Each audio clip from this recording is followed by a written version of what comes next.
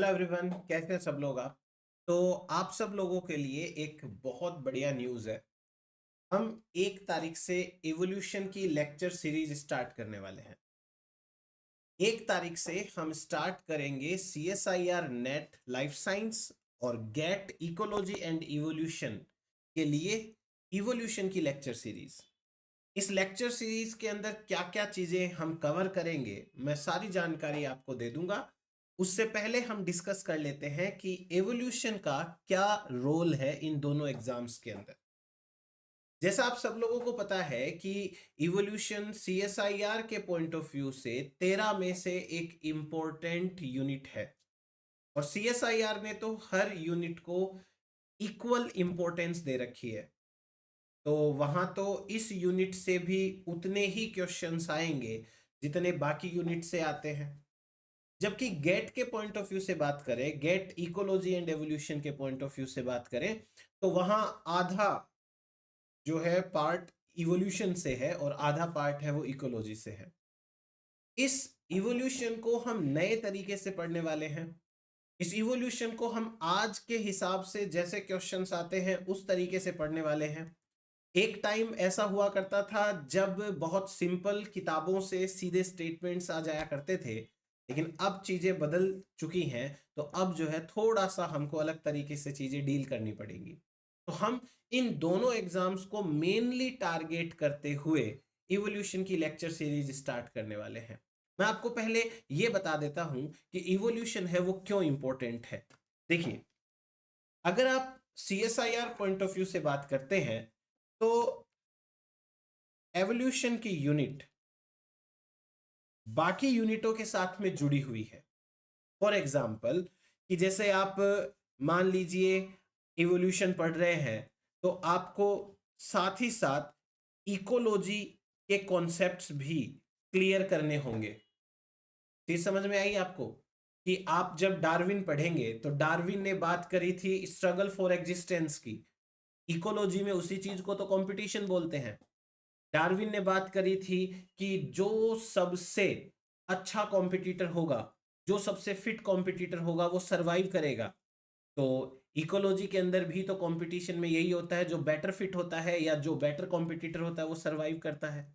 तो आपको ecology and evolution दोनों यूनिट्स जुड़ी हुई मिलती है। इसके साथ साथ जब हम माइक्रो एवोल्यूशन पढ़ते हैं तो माइक्रो एवोल्यूशन के अंदर एलिल फ्रीक्वेंसी चेंज होती है। यहां पर इवोल्यूशन जुड़ जाता है पॉपुलेशन जेनेटिक्स से। इसका मतलब ये हुआ कि ये जेनेटिक्स से भी जुड़ा हुआ सब्जेक्ट है। जब आप इवोल्यूशन के पॉइंट ऑफ व्यू से फाइलोजेनेटिक ट्रीज वाला टॉपिक पढ़ते हो तो फाइलोजेनेटिक ट्रीज वाला टॉपिक टेक्सोनोमी वाली यूनिट से भी जुड़ा हुआ है। अब चाहे वो आप प्लांट टेक्सोनोमी की बात कर लीजिए या फिर आप एनिमल टेक्सोनोमी की बात कर लीजिए, दोनों के अंदर ही ये टॉपिक जुड़ा हुआ है। इसका मतलब आप देखिए, एवोल्यूशन जो है वो इकोलॉजी, जेनेटिक्स, टेक्सोनोमी, इन 3 यूनिटों से सीधा सीधा जुड़ा हुआ है। बाकी अगर हम इवोल्यूशन के अंदर रिमेनिंग टॉपिक्स की बात करेंगे तो रिमेनिंग टॉपिक्स के अंदर भी आपको कहीं ना कुछ इधर उधर की यूनिट से मिल जाएगा। तो एक बहुत इंपॉर्टेंट, बहुत इंटरेस्टिंग यूनिट होने वाली है हमारी। 1 तारीख से हम स्टार्ट करेंगे। बस मैं आपसे यही चाहूंगा कि आप ज्यादा से ज्यादा अपने फ्रेंड्स के साथ इसको शेयर करिए, ताकि हम इजीली सबके साथ में इसको पढ़ सके। यहाँ लाइव सेशंस भी होने वाले हैं, मैं आपको सारी डिटेल्स जो है वह भी देने वाला हूं। हम क्या करने वाले हैं कि हर अल्टरनेट डे के ऊपर लेक्चर्स लेके आएंगे। हर लेक्चर के साथ साथ हम प्रीवियस ईयर क्वेश्चंस भी डिस्कस किया करेंगे, और हर संडे की संडे हमारा एक लाइव सेशन रहेगा। वो लाइव सेशन कितनी बजे रखना है, कमेंट बॉक्स के अंदर आप कमेंट करके मुझे बता सकते हैं।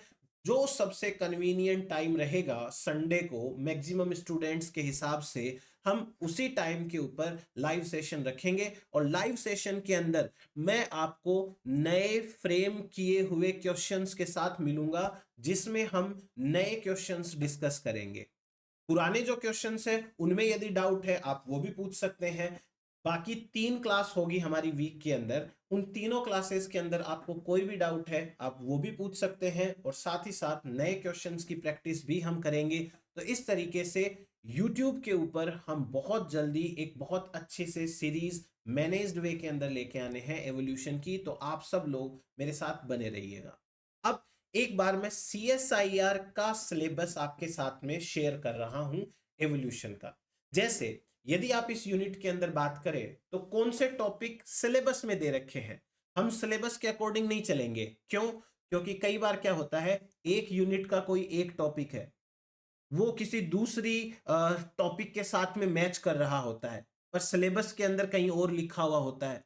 ऐसा यहां पर भी है। जैसे हमारा जो फर्स्ट सब टॉपिक्स या सब यूनिट रहेगा वो है emergence of evolutionary thoughts. Basically इसमें हम लेमार्क पढ़ते हैं और डार्विन पढ़ते हैं। अब यहाँ पे देने को तो मेंडलिज्म दे रखा है, पर ये मेंडलिज्म तो हम जेनेटिक्स में पढ़ते हैं, तो ये मेंडलिज्म हम जेनेटिक्स में ही पढ़ेंगे। यहाँ पर म्यूटेशंस के बारे में भी बातें की हुई है। तो अब म्यूटेशंस दो तरीके के हो सकते हैं। एक म्यूटेशन मॉलिक्यूलर बायोलॉजी के पॉइंट ऑफ व्यू से कि म्यूटेशन में क्या चेंज आता है, उसको कैसे रिपेयर किया जा सकता है।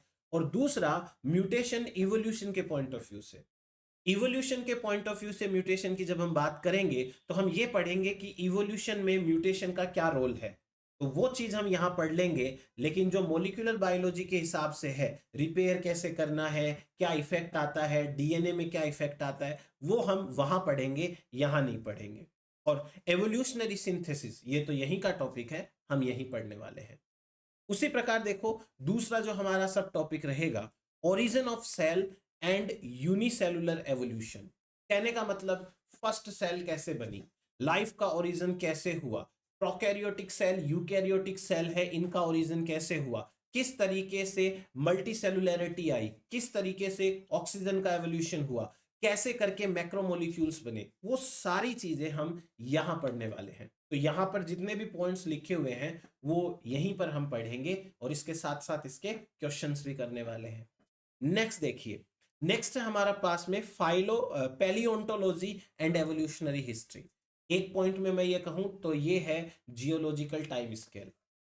जब से हमारी पृथ्वी का निर्माण हुआ है तब से लेके आज तक का जो टाइम ड्यूरेशन है उसको कितने भागों में बांटा गया है, उसमें क्या क्या इवेंट्स हुए हैं, कब कौन सी स्पीसीज आई, कौन सी स्पीसीज गई, मास एक्सटिंक्शन कब हुए हैं, कब तक एनवायरमेंटल चेंजेस हैं वो आते रहे हैं, कब एनवायरमेंट कांस्टेंट रहा।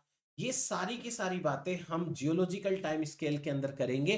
तो ये वाला इंपॉर्टेंट पॉइंट है, एग्जाम में भी खूब आजकल क्वेश्चन आने लग गए हैं। मैं साथ ही साथ हर टॉपिक से कितने क्वेश्चंस कब आए हैं वो भी बता दूंगा जब वो टॉपिक हम पढ़ेंगे तब। तो स्टार्टिंग से लेके अब तक उस टॉपिक का क्या वेटेज रहा है यूनिट के अंदर, वो सारी चीजें हम डिस्कस कर लिया करेंगे। देन उसके बाद में नेक्स्ट पढ़ेंगे हम मॉलिक्यूलर एवोल्यूशन। मॉलिक्यूलर एवोल्यूशन का मतलब हो गया कि जैसे पॉइंट म्यूटेशन है, न्यूट्रल म्यूटेशंस है, इसी तरीके से अगर अपन और डिस्कस करेंगे इसके अंदर तो प्रोटीन का सीक्वेंस में चेंज आ जाए तो क्या फर्क पड़ता है, डीएनए सीक्वेंस में चेंज आए तो क्या फर्क पड़ता है, ये सारी चीजें हम यहाँ पे पढ़ने वाले हैं। जैसे मॉलिक्यूलर क्लॉक है, तो ये मॉलिक्यूलर एवोल्यूशन के अंदर हम डिस्कस करेंगे। नेक्स्ट टू दिस मैकेनिज्म क्या है, मैकेनिज्म इन द सेंस कि हम पॉपुलेशन जेनेटिक्स पढ़ने वाले हैं एक तरीके से।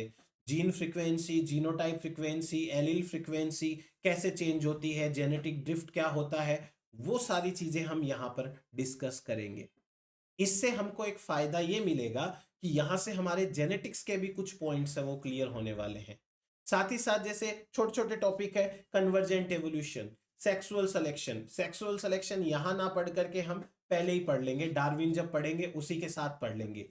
को एवोल्यूशन क्या होता है, इसके क्या इफेक्ट हैं, क्या एग्जाम्पल्स हैं, ये चीजें यहां पर आएंगी। तो इसे हम मैकेनिज्म कहते हैं। Then brain behaviour and evolution.